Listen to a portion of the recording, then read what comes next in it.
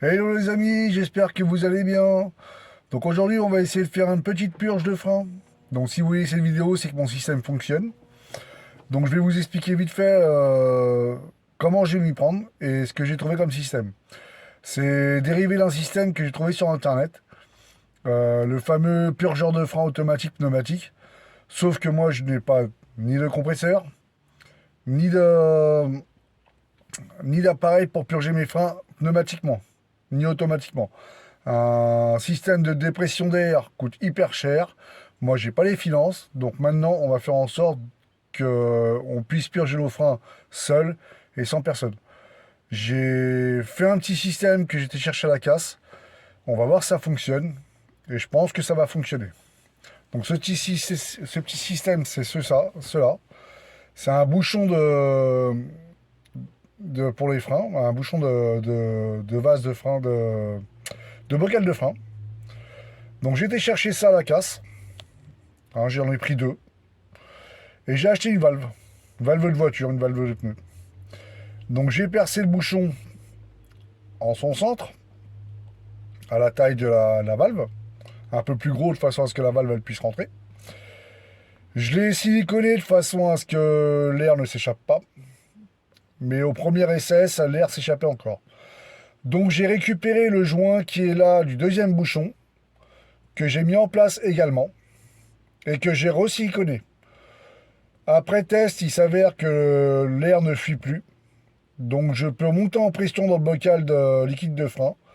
Et on va voir si on peut faire notre purge de frein aujourd'hui avec ça. En même temps, je vais essayer de faire une dépression au niveau de la roue, voir si ça accentue ou pas. On va voir ça tout de suite. Donc voilà, donc on se retrouve sur ma voiture. Donc un Citroën C4 Picasso de 2008. Donc on va commencer en tout premier lieu par démonter sa roue et se mettre en sécurité. Avec un clic. La sécurité c'est important. Il va falloir vous munir d'une clé de 10. Bon, moi j'ai que celle-là.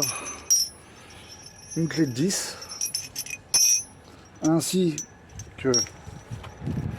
Ah, pas vrai ça. Ainsi que un flexible d'aquarium, ça ira très bien. Une bouteille pour récupérer l'ancienne huile. Et un tournevis. Après, chaque modèle diffère. Peut-être que c'est du 8, peut-être que c'est du 13 sur certains véhicules, je ne sais pas. Là, je sais que sur celle-là, c'est du 10, si je ne me trompe pas. Donc, on va déjà commencer par aller récupérer l'huile qui est dans le bocal. Donc, pour ça, on va se retrouver au niveau du moteur.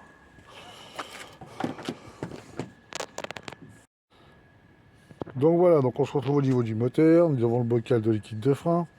J'ai oublié de préciser dans la vidéo, j'ai acheté une seringue dans une pharmacie à 40 centimes, hein. C'est bien suffisant pour récupérer ce fameux liquide de frein.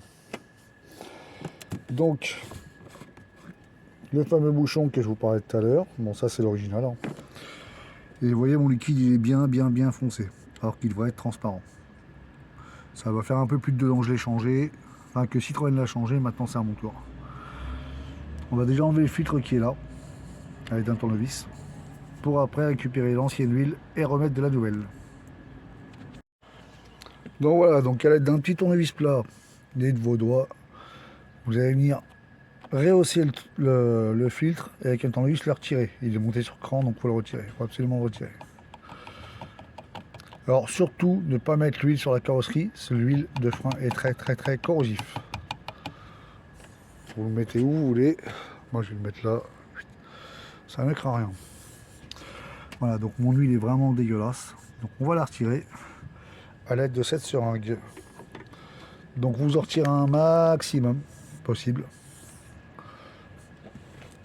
Alors,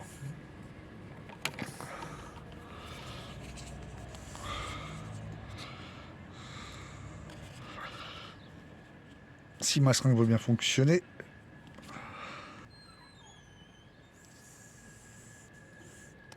donc voilà, là je retire un maximum d'huile avec ma seringue. C'est des seringues de 20 ml. C'est pas grand chose, mais ça vide quand même pas mal de bocal. Donc vu la gueule de l'huile, il était temps de le faire. Je termine ça et je vous reprends tout de suite derrière. Donc voilà, j'ai retiré un maximum de liquide de frein. Le bocal, je l'ai littéralement vidé. J'ai enlevé une dizaine de seringues.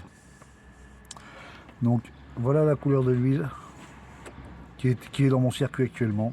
Je vais vous faire voir la nouvelle huile. C'est complètement le jour et la nuit. Alors bien évidemment, si vous ne savez pas quelle huile prendre, c'est marqué sur votre bocal. C'est marqué, attention, que du DOT 4. C'est bien marqué ici, là. Là, ici, là.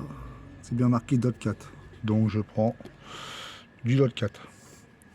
Je vais remplir mon réservoir à ras la gueule. Vous voyez la différence de liquide?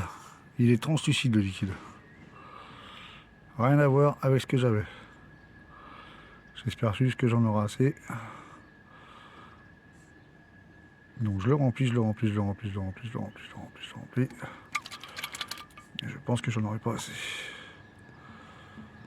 Ouais, ça va être dur. Et merde. Et j'en ai pas d'autres. Donc là mon liquide il est plein. Je vais y installer mon petit bouchon de fabrication maison.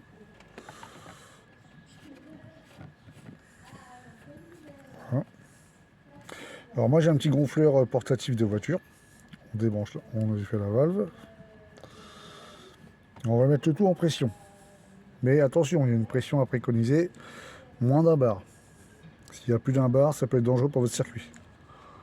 En amont, on va installer le tuyau pour pouvoir vidanger tout ça correctement.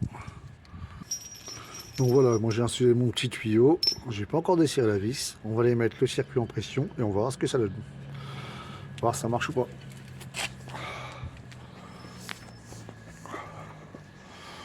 Donc mon petit gonfleur que j'ai acheté à Action, on va brancher le gonfleur dessus. Un petit gonfleur ferme. Hein. On va venir y brancher notre gonfleur. Tac. On va venir mettre le circuit sous pression. Alors je le répète, attention, pas n'importe quelle pression.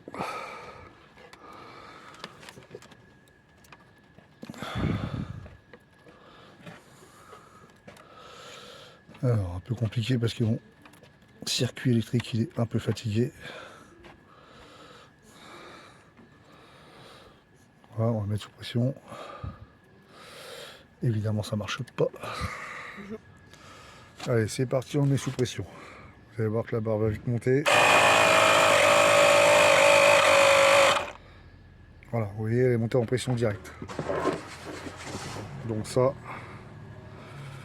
pas plus que ça, c'est largement suffisant. On va aller voir directement la roue ce que ça donne. Est-ce que ça va purger ou est-ce que ça va foirer? Alors on va desserrer, on va bien voir. Donc j'ai pris la roue la plus à gauche.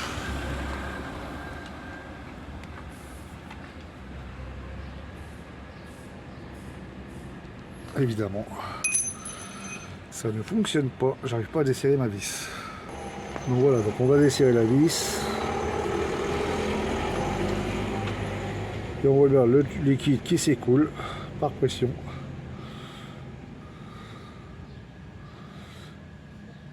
Il y a de l'air à chier. On va attendre que de nouveau liquide arrive. Vous voyez la couleur. Elle changera au fur et à mesure. Elle va s'éclaircir.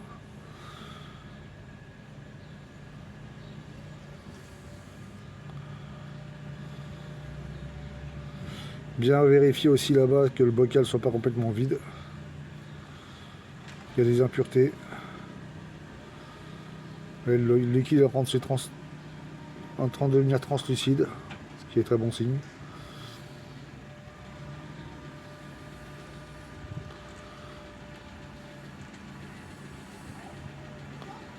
On va resserrer un petit peu.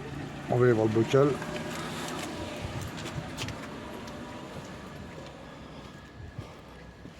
Vous voyez, la pression a complètement chuté. Donc on va remettre un peu en pression.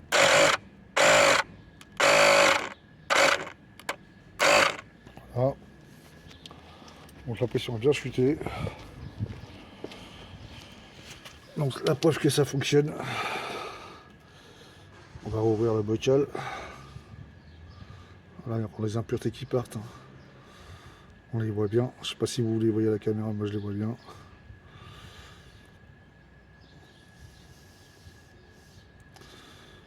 Voilà, je pense que le nouveau liquide est passé. Et vous faites ça sur les 3 autres roues, tout en vérifiant votre liquide de frein dans le bocal. On va resserrer. Et on vérifie encore une fois que il y a assez de liquide dans le bocal. Je ne vais pas vous faire les 3 roues parce que sinon c'est pas fini. Parce que malheureusement j'ai pas assez de liquide. On resserre bien la vis de purge. Je pense que la pression est retombée à 0, voilà. Pas loin. On va dépressuriser puis on va voir le niveau de bocal. Bien entendu, ça a fait pchit, donc c'est bon signe. Donc le système est totalement opérationnel. Mon liquide est bien descendu. Je suis pas en dessous du minimum. Mais malheureusement, j'ai pas assez de liquide pour faire le tout. Donc je vais aller en racheter. J'ai pas le choix. Donc voilà, donc la petite astuce à 2 balles. Hein. Ça vous permet d'être tout seul pour le faire et non plus d'être à 2. Et ça a l'air de très très bien fonctionner même. Bon bah écoutez, j'espère que cette petite vidéo vous aura été utile. J'ai fait du mieux ce que j'ai pu pour vous expliquer. Malheureusement, moi j'ai un problème, c'est que j'ai pas assez de liquide de frein. Donc là, je vous ai fait voir sur une roue, c'est valable pour toutes les roues. Donc on commence diamétralement opposé. Le cylindre, il est là. On va commencer par la roue la plus éloignée. Donc moi, j'ai pris celle de gauche, pour moi. Après, je vais faire celle de droite, arrière droite. Après, je vais faire l'avant gauche, côté passager. Et après, l'avant droit. Donc voilà, moi c'est comme ça que je procède. Après, peut-être qu'il y en a d'autres qui procèdent autrement, je ne sais pas. Mais moi, c'est comme ça que je procède. Voilà, bah, j'espère que cette vidéo vous aura été utile. Donc pour savoir le prix de revient de ces choses-là, donc ça m'est revenu au total à 5 €. Donc à la casse, sincèrement, ça vous en trouvez tous les jours. Il n'y a pas de souci, les casseurs vous en donnent. Donc après, à vous d'apprécier le matériel que j'ai fait. Bon, c'est vraiment du matos MacGyver, mais bon, c'est propre. Donc c'est siliconé à l'intérieur de façon à faire un joint étanche. Donc il y a 2 joints, une valve et du silicone. Donc ne pas en mettre sur le... Ne pas trop en mettre sur le... Comment dire, sur le filetage. Mais voilà, ça fonctionne. Ça, une pompe à vélo ou un gonfleur. Un gonfleur, c'est mieux parce qu'avec un manomètre, ça vous permet de savoir exactement combien vous êtes de pression. Et puis, bah, il n'y a plus qu'à purger. Voilà, quoi. Bon, bah, je vous dis à la prochaine, les gars. Ou les filles, selon qui ils bricolent. Ciao!